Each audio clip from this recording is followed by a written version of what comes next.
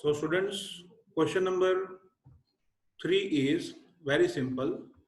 Explain different condition when external potential is applied in opposite direction in galvanic cell by taking suitable example.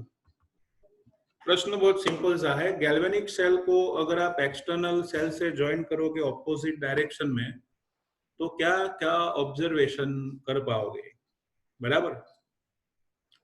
तो students, पहले तो मैं आपको फिर से समझाऊंगा कि गैल्वेनिक सेल की कंडीशन क्या थी. सबसे पहले जिंक इलेक्ट्रोड था एनोड, कॉपर इलेक्ट्रोड था cathode. Zinc anode, copper cathode. Zinc ने बनाया Zn2 प्लस, इलेक्ट्रॉन गए एनोड से कैथोड. ओके. कॉपर प्लस 2 ने बनाया कॉपर सॉलिड, तो electron flows from anode to cathode. Current flows from cathode to anode. और एक चीज, जिंक डिसॉल्व होगा, मतलब weight of zinc decreases and copper उसमें डिपोजिशन होगा, so weight of copper increases. Okay. तो ये नॉर्मल कंडीशन है गैल्वेनिक सेल की. अब हम क्या करेंगे, उसके साथ बाहर से कोई दूसरा नया सेल जो इलेक्ट्रोलिटिक सेल है उसको ऑपोजिट डायरेक्शन में ज्वाइन करते हैं तो डिफरेंट ऑब्जर्वेशन मिलेंगे, उसके बारे में जानना है. तो देखो स्टूडेंट्स, कंडीशन नंबर 1, पहली कंडीशन क्या है? Condition in which the flow of current continue through the galvanic cell or external voltage is less than 1.1 volt. Okay. अगर एक्सटर्नल वोल्टेज हमने लेस देन 1.1 वोल्ट लिया तो आप ही सोचो ना कि फॉरवर्ड डायरेक्शन में 1.1 वोल्ट है, रिवर्स में उससे कम है, सपोज 0.5 है. ओके. तो डिफरेंस कितना आया? 0.60. तो डायरेक्शन वही रहेगी लेकिन रेट ऑफ रिएक्शन स्लो हो जाएगा. इसलिए लिखा है according to diagram A, if an external opposite potential is applied to the galvanic cell, galvanic cell को एक्सटर्नल ऑपोजिट वोल्टेज अप्लाई करोगे तो क्या होगा. देखो, सपोज ये हमारा यहां तक हमने ड्रॉ किया था गैल्वेनिक सेल, इतना आप जानते हो. ओके. अब हम क्या करेंगे, उसकी ऑपोजिट डायरेक्शन में बैटरी ज्वाइन की आपने. तो देखो ये है रियोस्टेट, मतलब रेजिस्टेंस, फिर नेगेटिव टर्मिनल, उसके साथ पॉजिटिव नहीं नेगेटिव ही लिया है, और पॉजिटिव टर्मिनल कैथोड, उसके साथ पॉजिटिव ही लिया है. तो ऑपोजिट डायरेक्शन हुई ना.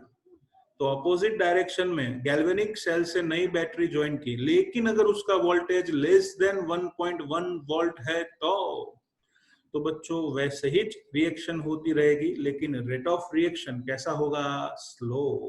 ओके. क्या किया पता है? देखो, जैसे हमने वोल्टेज लिया 0.5, 0.55, 60, 70, 80, जैसे जैसे वोल्टेज बढ़ेगा वैसे वैसे रेट ऑफ रिएक्शन कैसा होगा? कम. लेकिन आप इंक्रीज करते गए करते गए करते गए और एग्जैक्ट 1.1 वोल्ट ला के रख दिया एक्सटर्नल सोर्स को, तो फॉरवर्ड में भी 1.1, रिवर्स में भी 1.1, तो फिर किसी भी डायरेक्शन में रिएक्शन होगी नहीं. इसलिए लिखा है कि गैल्वेनिक सेल के साथ उसको ज्वाइन करके वोल्टेज इंक्रीज करोगे, so we find that the reaction continues to take place till the opposite voltage reaches the value of 1.1. जब तक एक्सटर्नल वोल्टेज 1.1 वोल्ट नहीं हो जाता तब तक रिएक्शन होती रहेगी, लेकिन जब हो जाएगा 1.1 volt reaction will be stops. इसलिए लिखा है redox reaction continues in forward direction and reaction does not stop. बराबर. अगर 1.1 वोल्ट से कम है voltage, so reaction continues in forward direction and reaction does not stops. Forward direction का मतलब है ये जो डेनियल सेल की रिएक्शन है वही रिएक्शन फॉरवर्ड डायरेक्शन में होती रहेगी, रिएक्शन स्टॉप होगी नहीं. तो चलो आगे बढ़ते हैं. बाहुबली कंक्लूजन. कंक्लूजन मतलब वोल्टेज 1.1 वोल्ट से कम था तो क्या क्या हुआ? तो पहला कंक्लूजन है electrode potential is between 0 to 1.1 volt. जो ओवरऑल इलेक्ट्रोड पोटेंशियल होगा दोनों के ज्वाइनिंग के बाद वो 0 से लेके 1.1 वोल्ट के बीच में होगा। ओके, सीधी बात है ना, 0 तो नहीं हो सकता लेकिन 0 टू 1.1 वोल्ट के बीच में होगा। दोनों का सब्सट्रैक्शन करो ना उतना वोल्टेज आएगा। Second one, electron flows from, ये थोड़ी ना देखने की बात है, electron flows from zinc anode to copper cathode, उससे उल्टा करंट फ्लोज फ्रॉम क्या आएगा, कैथोड टू एनोड। ओके, फिर ओवरऑल बात करें तो जिंक उसका वेट कम होगा because it dissolves in solution. Copper electrode उसका वेट इंक्रीज होगा due to deposition of copper ion. तो zinc dissolves in the solution so weight get reduced। Copper plate उसमें कॉपर बढ़ेगा due to that weight of copper increases. तो 4 conclusions आपको लिखने हैं। पहला है वोल्टेज का, दूसरा फ्लो का, तीसरा एनोड का और फोर्थ है कैथोड का। तो this is lower voltage result for Daniell cell. चलो अब आगे बढ़ते हैं second condition, condition in which galvanic cell is stopped or external force is 1.1 volt। मतलब आप ऐसा भी लिख सकते हो कि condition in which galvanic cell is stopped when external voltage is 1.1 volt। तो अकॉर्डिंग टू डायग्राम आप एक काम कीजिए, जैसे ऑपोजिट डायरेक्शन में एक्सटर्नल बैटरी रखी थी वैसे ही रखनी है और उसका वोल्टेज हम एग्जैक्ट सेम लेने वाले हैं 1.1 वोल्ट। तो डैनियल का भी 1.1, एक्सटर्नल फोर्स का भी 1.1, दोनों का सेम टू सेम। तो सेम वोल्टेज अगर ऑपोजिट डायरेक्शन में जाते हैं तो ओवरऑल वोल्टेज क्या होगा, 0। ओके, ओवरऑल वोल्टेज क्या होगा, 0। तो वोल्टेज 0 हो गया तो फिर नो रिएक्शंस अगर एट एनोड एंड कैथोड, दोनों इलेक्ट्रोड पे रिएक्शन होगी नहीं, सो सेल विल स्टॉप। इसलिए लिखा है कंक्लूजन में, in Daniell cell when opposite external electrical potential E external 1.1 volt is applied, so overall Daniel cell potential will be 0.0 volt। Daniel cell potential क्या हो जाएगा, 0.0 volt। Okay, no flow of electron or current will be seen and no chemical reaction occurs and Daniel cell doesn't work। Daniel cell कोई काम करेगा नहीं। Okay, हड़ताल पर जाएगा ना, क्यों, क्योंकि सामने से ही ऑपोजिट डायरेक्शन में सेम वोल्टेज है इसलिए। Okay, now let us see condition number 3। In third condition we are taking external voltage more than 1.1 volt. इसमें क्या होगा, condition in which electrochemical cell becomes electrolytic cell. Title लगाइए, when external voltage is more than 1.1 volt, so in that case electrochemical cell becomes electrolytic cell। कैसे, मैं आपको समझाता हूँ। Daniel cell में क्या था बच्चों, डैनियल सेल में हम ऐसा कहते थे, एक chemical energy is converted into electrical energy. हो गया, ऐसा हम डैनियल सेल में कहते थे और उस डैनियल सेल का वोल्टेज था बच्चों 1.1 वोल्ट। लेकिन अगर आप ऑपोजिट डायरेक्शन में 1.1 वोल्ट से भी ज्यादा एक्सटर्नल वोल्टेज या पोटेंशियल अप्लाई करोगे तो फॉरवर्ड में 1.1 वोल्ट है इलेक्ट्रो केमिकल सेल में, रिवर्स में सपोज 2 वोल्ट लगाया आपने, तो ऑपोजिट डायरेक्शन में वोल्टेज ज्यादा, पोटेंशियल ज्यादा, फोर्स ज्यादा, तो रिएक्शन ऑपोजिट डायरेक्शन में होगी। इस डायरेक्शन में होगी, ऑपोजिट डायरेक्शन में। इसलिए लिखा है it now functions as an electrolytic cell। it now functions as an electrolytic cell, a device for using electrical energy to carry non-spontaneous chemical reaction।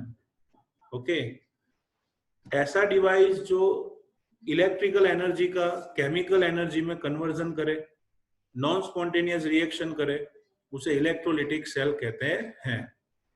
तो आप ही सोचो, फॉरवर्ड डायरेक्शन में कितना वोल्टेज था 1.1 और रिवर्स में कितना है मोर देन 1.1, तो स्वाभाविक है रिएक्शन रिवर्स डायरेक्शन में होगी। तो आप यहाँ पे देख सकते हो डैनियल सेल की रिएक्शन थी Zn plus Cu2 plus gives Zn2 plus plus Cu। Reaction opposite हो जाएगी, क्या होगा Zn2 plus plus Cu, it gives Zn plus Cu2 plus। So reaction goes in opposite direction।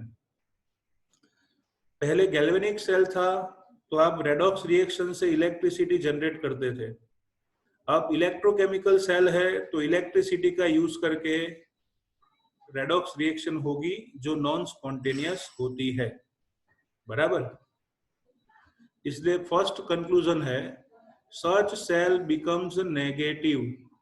Okay, such cell becomes negative. Daniell cell becomes electrolytic cell. Daniell cell electrolytic cell बन जाता है। Third thing, electrical energy gets converted into chemical energy and such electrical energy is utilized for non-spontaneous reactions। Galvanic cell में क्या होता था, spontaneous reaction थी, उससे electricity generate हुई। अब उससे उल्टा होगा, दोनों के पोटेंशियल का डिफरेंस लोगे तो जितना वोल्टेज आता है उतना वोल्टेज यूज होके ऑपोजिट डायरेक्शन में केमिकल रिएक्शन होगी। ठीक है।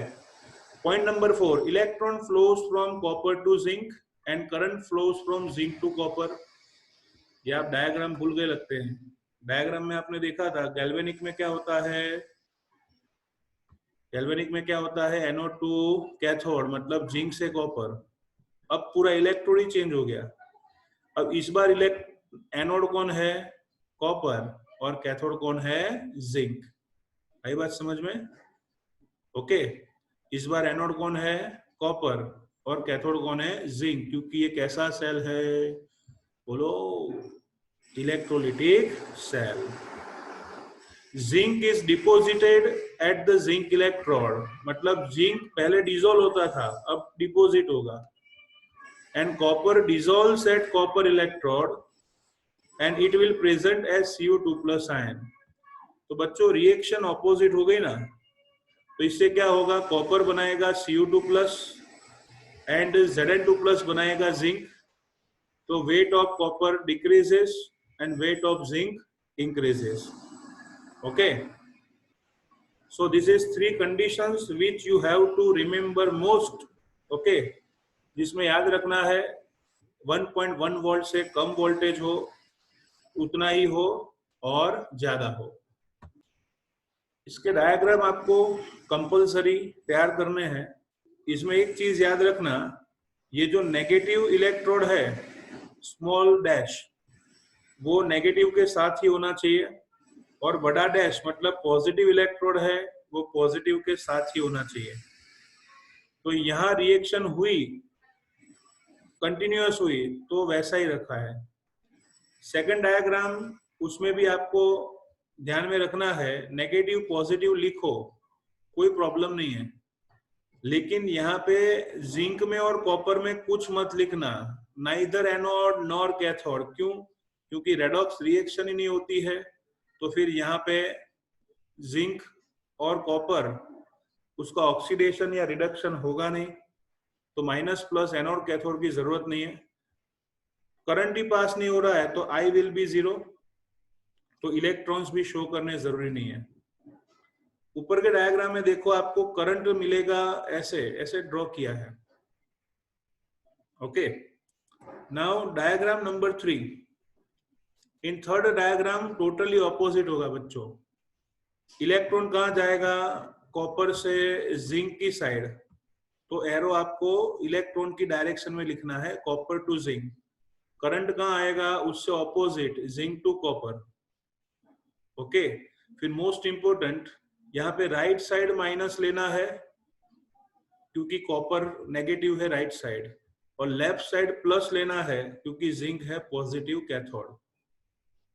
तो फाइनली मैं ऐसा कह सकता हूं कि अगर 1.1 वोल्ट लगाया तो दोनों का voltage same, neither oxidation nor reduction, I will be zero, voltage will be zero. If voltage is less than 1.1, external potential 1.1 से भी कम है तो क्या होगा? तो बच्चों जैसे रिएक्शन चलती है वैसे ही चलेगी, जैसे चलती है वैसे ही चलेगी उसी डायरेक्शन में, लेकिन रेट स्लो हो जाएगा। और वोल्टेज 1.1 वोल्ट से ज्यादा लिया तो जिस डायरेक्शन में रिएक्शन होती है उसके ऑपोजिट डायरेक्शन में होगी, मतलब उल्टा हो गया ना, electrochemical cell becomes electrolytic cell. तो आज बच्चों इतना रखते हैं, बाकी next time the most important thing, chapter number 2 के न्यूमेरिकल्स हमारे बाकी है, उसके वीडियोस में आपको कल से रेगुलर डेली भेजने वाला हूं। तो रोज थोड़े थोड़े न्यूमेरिकल्स करते रहेंगे तो 3-4 दिन में आपको न्यूमेरिकल्स तैयार हो जाएंगे। Okay guys, thank you.